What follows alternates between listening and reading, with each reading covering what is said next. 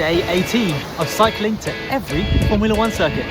Let's go. And after showing my host Nick how to make a proper coffee, you best believe we've still got it, it was time to leave his wonderful bike shop with my whip in tip-top condition and continue north on the coastline towards Sydney. And what a beautiful coastline it is, with this street, according to TikTok, being up there as one of the most beautiful in the whole country, and I've got to say it's hard to disagree. Wow.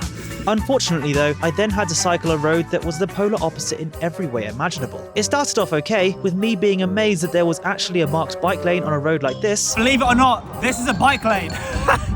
It's the only way over this hill. But given it was a very long hill with traffic flying past, it was absolutely needed. But then I passed this memorial to a cyclist, and that's when the alarm bells started ringing. What was I getting myself into? Well, it wasn't long until I found out. What the fuck? The bike lane abruptly ended, and I was forced to ride in the storm gutter to avoid cycling at snail's pace uphill in a live lane. Oh, but that's not all, because in this storm gutter were drainage grates with gaps large enough for my entire wheel to fall into, meaning I had to carefully climb the bank every few meters to get around them. And then it got even worse, as standing water and vegetation meant I had no choice but to mount the drop-off back to the tarmac and pedal for my life in the extremely narrow shoulder. This was quite possibly the worst and most dangerous section of road I've ever had the displeasure of riding, and I've cycled half of Africa for Pete's sake. Frankly, it's ridiculous road design, and I'm shocked that anyone could sign off on this in good conscience. I wouldn't even have a problem if they banned cyclists from using this road altogether, but to bait cyclists into thinking they have a safe passage with signage and a marked bike lane before callously dumping them into the gutter